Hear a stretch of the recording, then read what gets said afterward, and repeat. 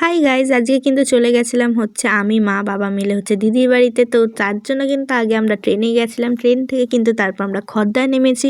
আর খড়দায় নেমেই কিন্তু আমরা ধরে নিয়েছি অটো, আর অটো ধরে এই যে দিদির বাড়ির রাস্তাতে চলে এসেছি। তারপর কিন্তু আমরা একটু কম মিনিট হেঁটেই কিন্তু আমরা দিদির বাড়িতে চলে গেলাম।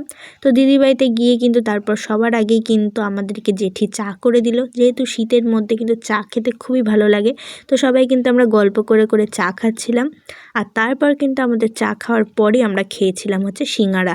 আর তারপর কিন্তু আমাদের এখানে শুরু হলো আশীর্বাদ পর্ব। আর এখানে এই যে বার্থডে বয়, তো এখানে কিন্তু আমরা সবাই ছিলাম, আমার জামাইবাবুর বন্ধুরা ছিল, অনেকেই ছিল। তো তারপরে কিন্তু শুরু হলো আশীর্বাদ করা। ফার্স্টে জেঠি আশীর্বাদ করে নিচ্ছিল, তারপর আমার মা করলো। আর তারপর কিন্তু আমার দিদি এখানে পায়েস খাইয়ে দিচ্ছিল জামাইবাবুকে। তারপর কেক কাটা হয়ে গেল। কেক কাটার পর কিন্তু এবার আমরা ডিনার করতে বসেছি।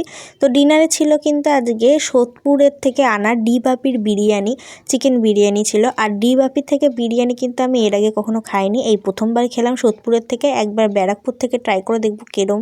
তো চলো, আজকে ভিডিওটা এতটাই ভালো লাগলো, অবশ্যই লাইক করে দিও তোমরা। নেক্সট ব্লগে দেখা হচ্ছে, বাই।